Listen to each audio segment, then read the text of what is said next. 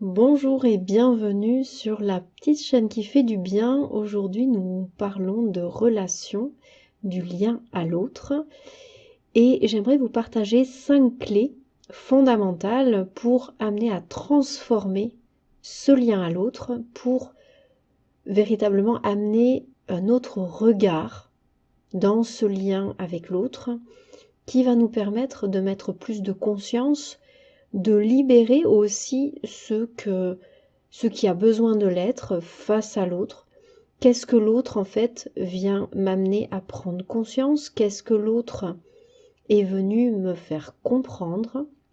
C'est ce à quoi nous allons tâcher de répondre dans cette vidéo. Alors, le premier point, et il est très important de le comprendre, c'est que le lien à l'autre cessera d'être souffrant dès lors que nous nous donnons l'opportunité de sortir du triangle dramatique.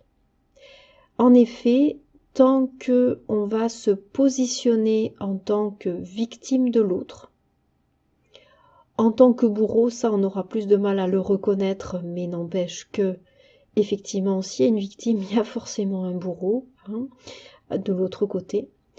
Et même sortir du rôle de sauveur, parce qu'effectivement, dès lors que l'on va adopter en fait l'un de ces 3 rôles, alors on est forcément à côté de la plaque. Et c'est pas toujours évident en fait de faire un pas de côté dès lors que on se positionne dans l'un de ces 3 rôles. Parce que, eh bien, ces rôles-là, ça part de l'ego, ça part de la blessure, ça parle aussi d'une mauvaise compréhension que l'on a de la situation. Donc, d'un regard qui ne s'est pas suffisamment élevé et qui n'est pas capable en fait de faire la part des choses, qui est trop impliqué émotionnellement, mentalement, qui cherche d'une manière ou d'une autre à avoir raison ou à faire valoir une souffrance qui est là. Et donc fatalement, dès lors que l'on va tomber dans ce piège-là, ça va être un petit peu difficile d'avoir ce recul suffisant pour voir que l'autre n'est en vérité pas le problème, mais qu'il est là pour nous aider à prendre conscience de quelque chose. Donc, première clé, c'est identifier que l'on est tombé dans un de ces rôles. Et donc, tâcher le plus tôt possible, on pourrait dire, de sortir du triangle dramatique, de ne plus au moins l'entretenir, le temps que on puisse prendre ce recul suffisant. Ensuite, deuxième point, il faut voir que toute relation qui arrive dans notre vie, elle a un but. Parce que tout est parfait tel que c'est, ça je ne me lasserai pas de le répéter. Et donc une relation, au même titre qu'autre chose, ça a un but. Ça veut forcément nous montrer quelque chose, ça veut forcément nous faire comprendre quelque chose. Et peut-être bien, et même c'est dans la plupart des cas comme ça que ça se passe, c'est là pour nous aider à libérer quelque chose, une mémoire, une souffrance, mettre le doigt sur quelque chose enfoui en nous qui a besoin d'être mis en lumière. Et oui, l'autre peut apparaître comme un bourreau a priori à première vue, et pourtant, si on y regarde à 2 fois, on se rendra compte que si l'autre, on le voit comme un bourreau, c'est que l'on s'est fatalement positionné, encore une fois, en victime, et que donc, on n'a pas vu qu'on fonctionne à partir de la blessure, et donc que les choses sont biaisées, que notre regard est faussé, filtré par cette souffrance qui est là, en fait.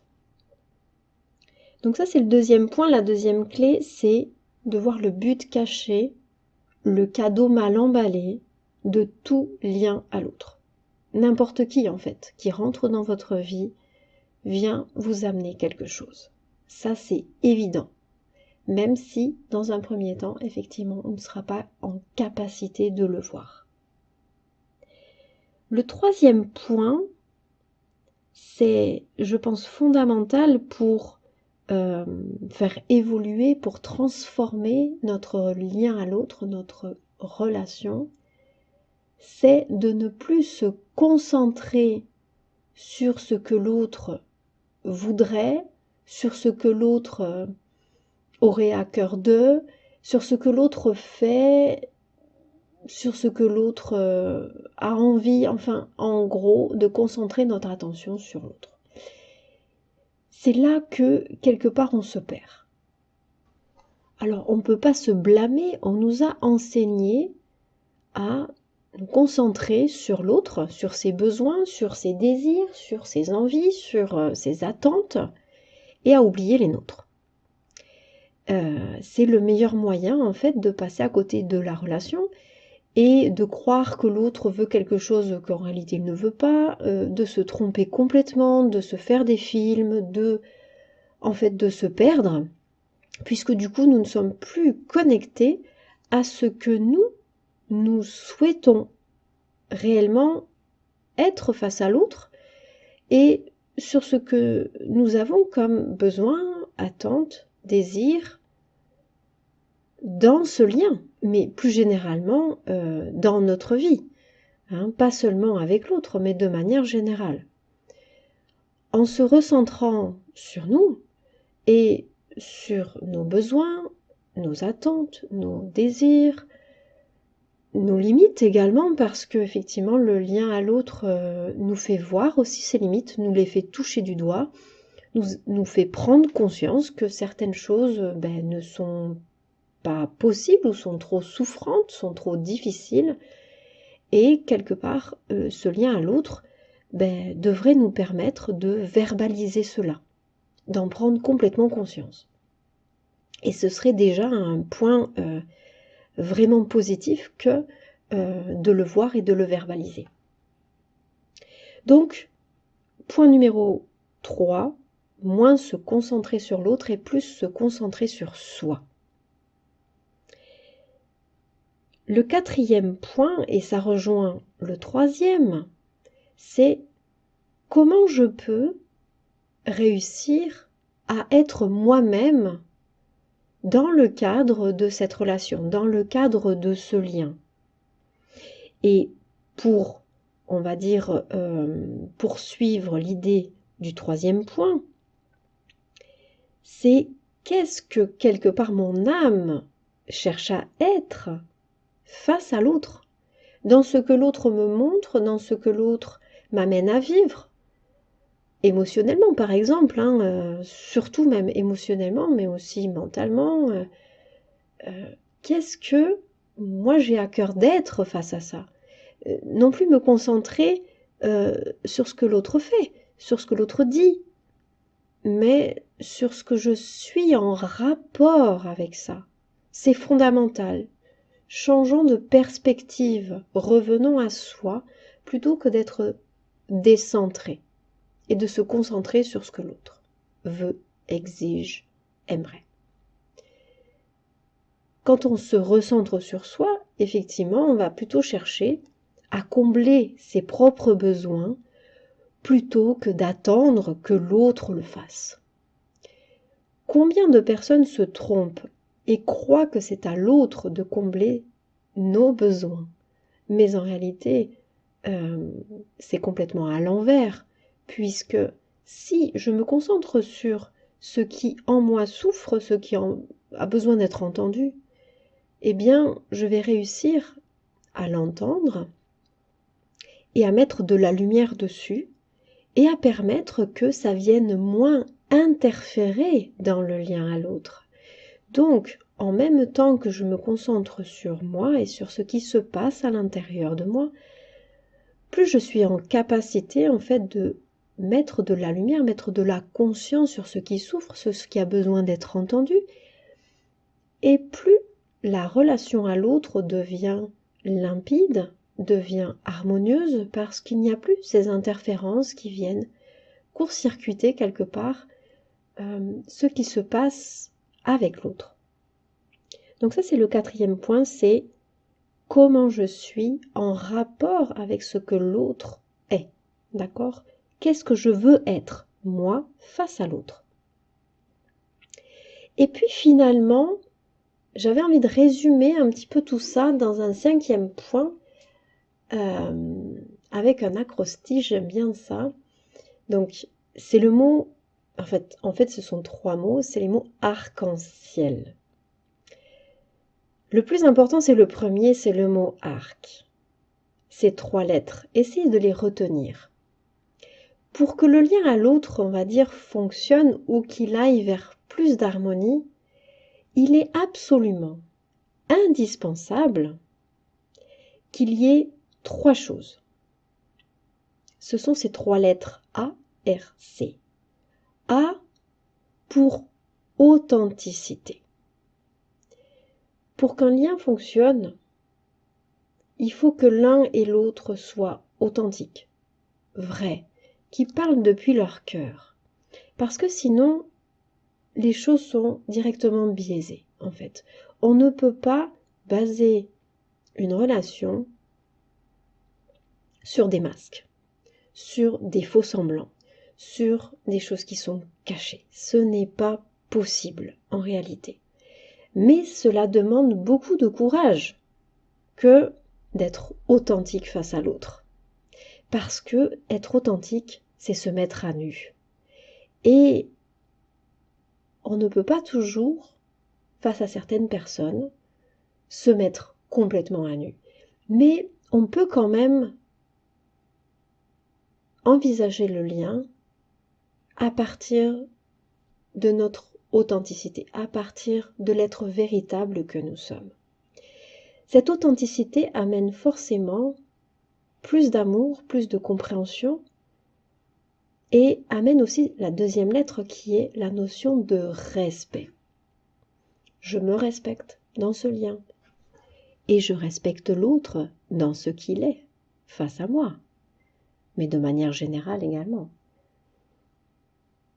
On arrive ainsi à la 3e lettre qui est la lettre C de confiance. Ça rejoint un petit peu l'authenticité. Si je n'ai pas confiance en l'autre, je ne peux pas être authentique. Je ne peux pas non plus me sentir respectée ou respecter l'autre. Ça devient difficile en fait. Cette notion de confiance, elle est fondamentale pour moi. L'arc, comme dans un arc-en-ciel, mais vous voyez que c'est comme une forme qui va unir 2 points. Mais effectivement, le lien à l'autre, il y a besoin qu'il y ait quelque chose qui l'unisse. Eh bien, je trouve que ces 3 notions d'authenticité, de respect et de confiance sont un petit peu la base de tout lien. On parle pas forcément de lien amoureux, on parle en général ici, d'accord? De relations, tout type de relations. Si on va plus loin et qu'on s'imagine donc l'arc-en-ciel, on a encore 2 mots. Le en de arc-en-ciel est pour moi la notion d'empathie. Donc comment je peux aussi me mettre un petit peu dans les chaussures de l'autre, comme diraient les Anglais, comment je peux un petit peu mieux comprendre et me connecter aux émotions, aux sentiments que l'autre est en train de vivre, de ressentir, c'est vrai qu'on a dit de se concentrer plutôt sur soi, mais parfois il y a besoin de comprendre ce que l'autre traverse pour ne plus se sentir victime en fait, pour voir que chacun de son côté, nous souffrons de choses différentes et que cette souffrance fait que nous réagissons d'une manière qui peut déplaire à l'autre, qui peut ne pas être comprise par l'autre. Donc cette notion d'empathie, elle va m'aider à mieux connecter à l'autre, d'accord? Le N, c'est pour nouveauté ou pour œil neuf. Comment je peux cesser de regarder l'autre au travers les yeux du passé? Comment je peux laisser aller les vieilles histoires, les vieilles rancunes, les choses qui nous ont affectés dans notre lien, pour dans l'instant en fait voir l'autre avec un œil toujours renouvelé, un œil neuf, c'est ce N de la nouveauté, de l'œil neuf.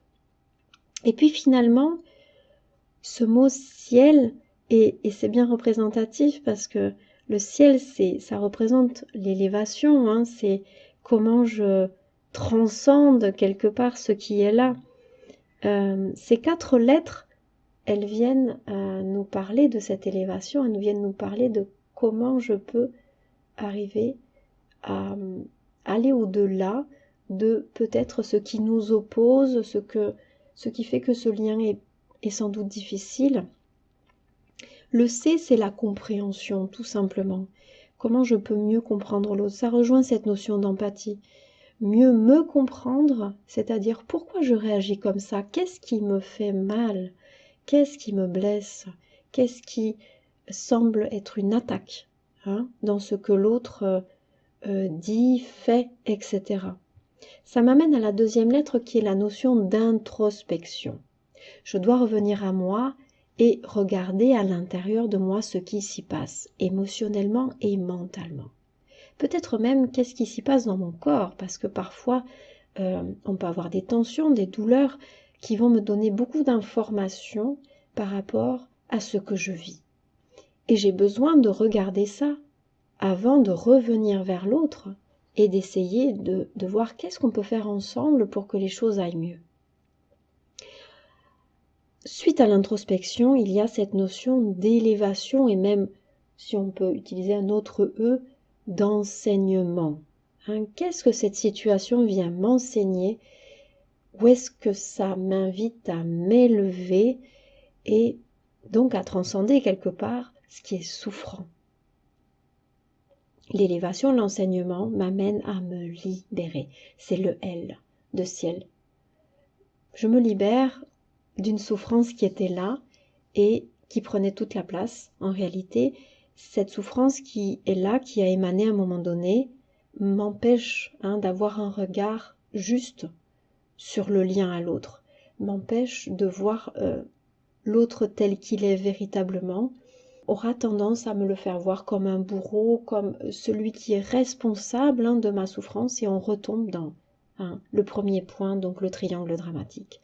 Donc vous voyez que tout, quelque part, dans ce que je vous ai partagé aujourd'hui, concourt à observer ce qui se passe en soi, donc de revenir toujours à soi d'abord, à sortir des schémas enfermants que sont ces triangles dramatiques et à chercher véritablement à mieux comprendre, à mieux connecter à soi et à l'autre en toute authenticité, respect et confiance pour transformer en fait ce lien à l'autre et le voir comme une opportunité de croissance personnelle et spirituelle, comme un défi, une initiation qui est posée là sur notre chemin dans le but de mieux nous connaître et dans le but de passer à une étape suivante dans la juste compréhension des choses dans notre vie et dans ce lien